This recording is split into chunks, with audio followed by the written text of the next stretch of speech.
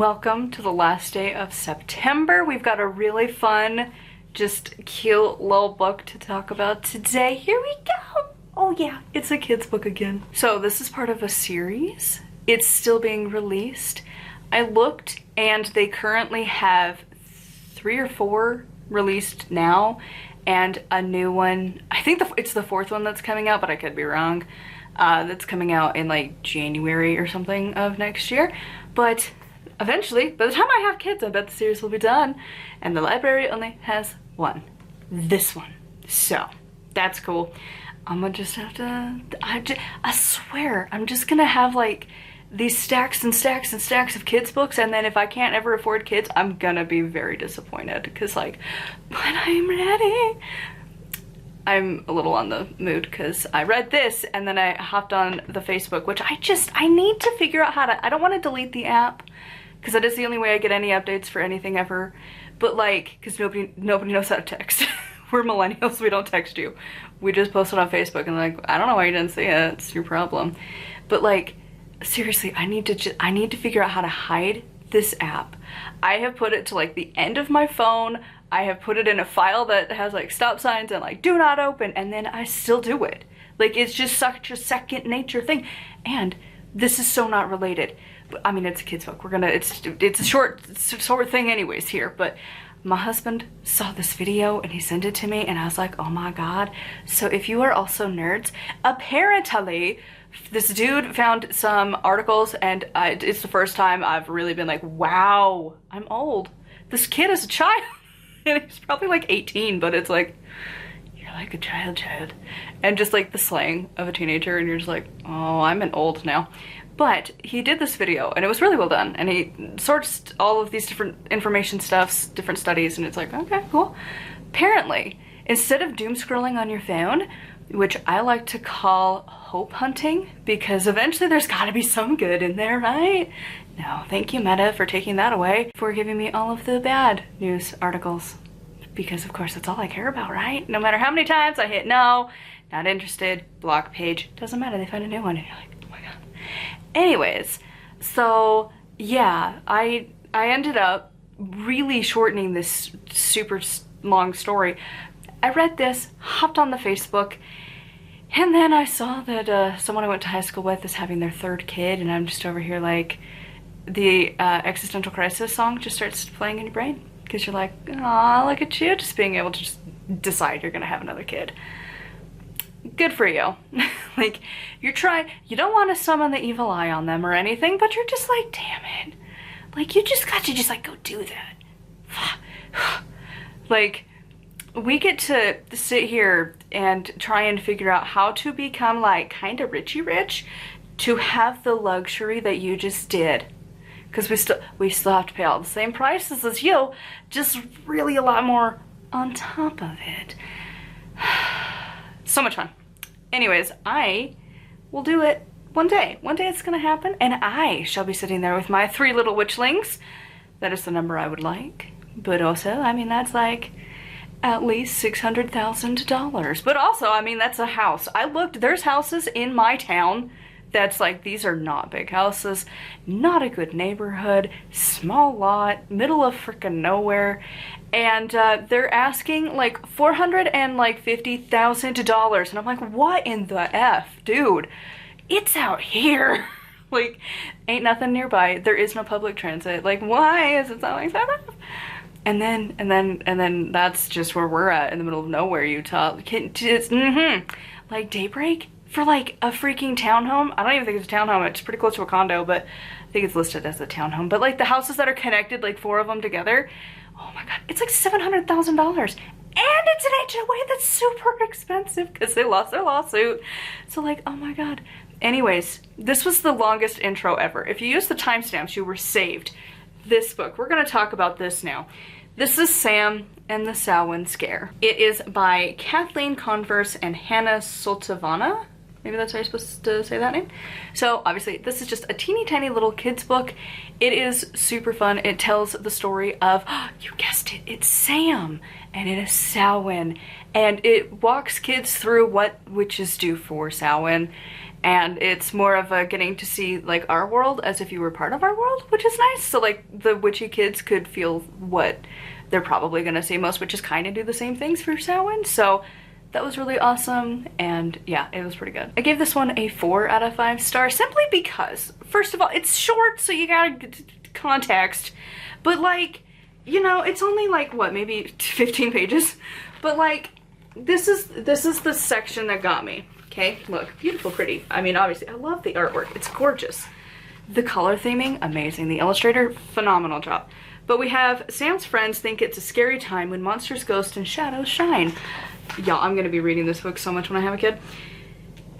Sam curls up for a cozy night, then comes a knock. He jumps with fright. And that, to me, it sets the scene that Sam is not trick-or-treating. That his friends, because he's sitting at home reading a book, hi, story of my life, but they're out trick-or-treating, they're dressed up in costumes going door to door, it looks like. Because, you know, you got like the little pumpkin pail thing here, looking for porch lights, and he's at home, like, peering out the window like he's freaking Rapunzel. Are you not letting your kids go out on Halloween? Are you not letting them have a Halloween? Because I read that and instant flashback to, like, I don't know how much people are watching this anymore, but Halloween Town, right? Not Nightmare Before Christmas, the show, Halloween Town. The first movie where Marnie isn't allowed, and none of her siblings are either, they're not allowed to go out on Halloween. And I'm like, is this what you're doing in here? Because, like, why are you doing that? No. Witches, we let our kids go trick-or-treating, right? Like, that's the coolest thing as a kid. And, like, yes, you can do your ancestor dinner and pumpkin carving and stuff at home, but I don't know, it felt like it set the scene that this kid doesn't get to go out trick-or-treating, that they have to wait for friends and family to come around, and they have a big feast together, and they set plates out for the ancestors, and then they carve pumpkins for protection, but they don't get to go trick-or-treating. And I'm like, what are you doing? No, let your kids go trick-or-treating. It doesn't take that long. And you could do the other stuff like the day before. And maybe that wasn't the message of the book. Maybe they do eventually let them, but I kept picturing Marnie throwing a fit because she didn't go out with her friends on Halloween and she was mad. And the little kids just like sitting there going, and then, I don't know, maybe Sam is like the brother in that and he doesn't care about going out. But like, I loved Halloween as a kid. I would be so disappointed if my kids did not get to experience like Halloween, you know? And I think I don't know about, because this is the thing too. Oh, first of all, this was fun. Having your kids learn how to spell phonetically, that's a trip. Like, they're gonna not know what that means at all. I'm guessing that was for the parents. Yeah, because even here, it says Samhain is here. So, like, it's gotta be Samhain night, right? But anyways, I don't know if this might be a thing. It says in the dedication here, I feel like we're, like, really getting to be, like, readers now. But to my, with the words, indomitable? That word, yes. Country, Ukraine. Is this from a Ukraine author? Cause like, maybe that's why. Like, do they have, like, I've heard other countries don't do Halloween like we do. Like here, and granted even now it's dying off a little bit, kind of. But like, is that why? Like, that it's not that big of a deal, so it's not that big of a deal to just stay home? Cause here, it's a deal. Like, again, we live in the middle of nowhere, and I still get at least like 20 to 30, even 50 trick-or-treaters. It varies year to year. I still get the same kids every year. They're now teenagers and they still come to the door and they still get candy. Because like, I don't even care, dude. It's fine. Like, they know they're gonna get the same thing every year. Our house is not like the teenagers, you know, like, I don't care. Dude, I would come with you if I was allowed. Like, if we could have adult trick-or-treating that's not super boozy and just drunks everywhere, oh, it'd be so much fun. But all of the Halloween scenes for adults is just an excuse to get drunk, so not my scene. But anyways, like Halloween here is a big deal in the US. I mean, Disney and Universal are already having their Halloween events going on. Okay, you're seeing this way in the future, but still, like, Halloween has been going on since the end of August. So Halloween, kind of a big deal here. It has hit the stores for a long time. Especially, like now, by the time you're seeing this, October is on the cusp of existence, and it will be Christmas everywhere in the stores, everywhere. So like, we have such a buildup of Halloween. There's so many events to go to, even just locally. I mean, the zoo has something out here. There's a botanical. They have different themes every year that you can do. Like, there's so much like Halloween that you can do. It's such a big deal here. So like, is it a big deal in Ukraine? I don't know. Like, I know people in the UK have often said that they're like, I love American Halloween, and I'm like, you don't have this? That's sad. Like, what do you mean? It came from you. It came from your spot of the world. You started trick-or-treating. You started pumpkins. Not with pumpkins, you know, but still, like, we go back to your section of the world. What do you mean you don't still do it like we do? That's insane. And like, yeah, I don't know, you never really hear about Canada, but also I'm pretty sure they do it just as hardcore as us, or at least close enough. And obviously you got Mexico with Day of the Dead. So like, we have, maybe it's just the America continents, right? Like, all of us over here are just like, Halloween. But even then, I don't know, does Brazil do a lot for Halloween? Because wouldn't they count as the Southern Hemisphere because they're below the equator? Do they do something? I don't know. I don't know. And like, I know I have one of you from Australia, but your Halloween, isn't it like springtime for you if you do it at the same time as us? And then you got your own thing all messed up because like, our imagery on October is like, oh my god, it's fall, it's like autumn, we're getting ready for winter, and you're over there like, it's October, it's like spring, like summer's coming, it's gonna be great. So yeah, also I think that would be something to keep in mind. Pretty sure this is for the Northern Hemisphere. And I don't know, like, again, do other countries trick-or-treat? Because like, that, I don't know, again, I was just flashbacking to the Halloween Town scene where the kids weren't allowed to go out, and I'm like, are you not letting them? Because like, that's like a rite of passage right there. You have to let them go trick-or-treating. Even if one of the parents is tagging along, you got the group of parents behind and the kids in front, like, that's cool. You gotta let them go do that. The ancestors will not care. They will be perfectly fine with the kids going trick-or-treating. Like, that's just a thing. The adults hang out with the dead after the kids have gone to bed and like such a sugar crash because they ate so much candy. That is tradition. That's what you're supposed to do.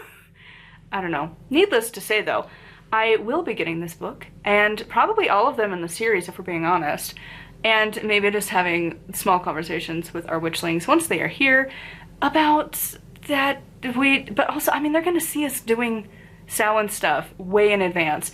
It takes us like several days to do all of the graves because we have to drive so far. It's like 2.5 hours just to get to one of them, and then you have to drive all the way back. So you're in the car for like 5 hours for one spot, for context. So yeah, our little witchlings will learn that Samhain is a whole season. It's not just the one night, and we visit our dead and we say hello and we leave them pumpkins and flowers, and it's gonna be great. I just need to get so much money to do it. It's fine, it's fine. People buy really stupid stuff with money. People are buying houses out here for so much money. Like the thing about here is everyone's like, oh my god, but the median house price in Utah is like $500,000. And I'm like, where's the low prices you're talking about to make that the low? That's not a thing. Because like, all of the like houses that are not an absolute shack are at least $700,000 minimum. Because like, when we were looking for this house, the average normal house price was like $300,000 to $500,000 minimum, and now it's like $800,000, and really most commonly a few $1,000,000 to live in Utah. Why do you want to live here? Like, we're not that, I mean, granted, right now we are in the news a lot, but like, it's Utah. It's really boring to be here, and it just, why are we getting so expensive? It's Utah. It's like if Arkansas was suddenly getting really expensive and you're like, but why? Like, You live there, you're like, dude, but why? We're not special. Why is it so expensive? Like, it's the middle of nowhere state. There's nothing exciting here at all. And if you argue skiing, Colorado, right next door, same exact temperature, so much pretty. I don't know why you pick here.